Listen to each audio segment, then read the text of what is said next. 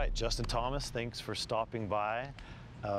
I know you haven't had a chance to have any drinks out of the Wanamaker Trophy. Have you had any cereal? What are you using that thing for? I actually haven't had anything out of it, as crazy as it is. I thought I would have something, but I've had enough enjoyment just looking at it and touching it since then. I know when they give the guys a Stanley Cup, there's all these protocols you have to follow. Do you get any advice on how to handle the trophy? Not too much, no. At least I don't remember. That Sunday was such a blur, and especially that Sunday afternoon. But no, it's pretty much just been sitting in my room. I've taken it to dinner one night. I took it to a couple other places, but it's been pretty safe and sound since then. I mean, it's without a doubt the greatest trophy in golf. So if you're going to win a major from that standpoint, you want it to be the PGA, right? Yeah, if in terms of drinking quality, that's definitely, you can fit a lot of liquid in there. But I'd take any of the major championship trophies. Even the claret jug so tiny, you know, it's like. It makes for a great wine decanter, though. So I remember Jeff Ogilvy saying after he won the U.S. Open, some days he woke up and said, I have to win more majors because I won a U.S. Open. And some days he's like, who cares? I won a U.S. Open. Where are you on that continuum?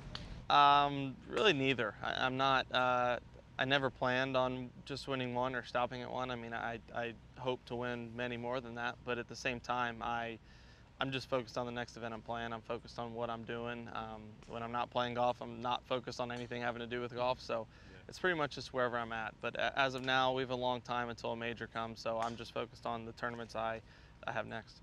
The celebration you had with Tiger Woods, people were interested in. How has that relationship evolved through the years? Yeah, it's just really been probably the last year and a half or so. I reached out to him last year and talked to him a little bit about Augusta, and just figured between him and Mr. Nicklaus there wasn't really any better brains to pick. So after talking to him and we just kind of stayed in touch, and being in Jupiter, you know, get together every once in a while to go play golf or for dinner or something. And I don't know, I've been fortunate he's taken a liking to me, and we've gotten together as often as we can, and he's motivating to me, you know, when he can't play. I mean, obviously if he was playing, he probably wouldn't be doing the same thing, but not having to do too much, he's been watching more golf probably than he ever has, so it's been cool how he's been pulling me on. Does he talk any trash, like, hey, nice major, 13 more and you'll get to me?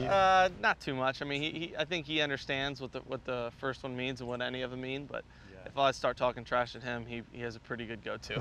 Yeah. I mean, you said that celebrating him was one of the most meaningful parts of winning the championship. Why? It just was cool. I mean, I probably shouldn't say the most meaningful, but I mean, there were many things involved that were unbelievable, but just enjoying it with someone that I've looked up to for so long, and someone that I was a role model of mine, you know, growing up. It's kind of surreal, honestly. What were some other cool things that came in the wake of that victory? Just heard from a lot of people. You know, a lot of people reached out, and it's cool. You know, the support system that golf has and that I've able to create, and it's just it's awesome. You know, it's funny the amount of different people and branches you hear from, kind of that reach out when good things happen. But it was awesome. I think people are really touched, you know, watching your dad's emotions play out. Have you had any fun with him about how much airtime he got at the PGA? Not too much, no. I mean, I think really the last week's been just as much of a whirlwind for him as it was for me. So he's been kind of doing his stuff, but all back in Louisville. And I mean, he said he was teaching like crazy at the club, so it's just another week for him. But no, we haven't talked too much. Yeah, a lot of kids come in and want to be able to hit a 300-yard cut 3-wood. Yeah. Yeah, something like that. So. You know, the thing about the majors, it draws in a lot of casual fans who maybe don't watch the tour every week. And I heard from a few people afterwards saying, how does a guy your size hit the ball the way you do? In your words, what is the key?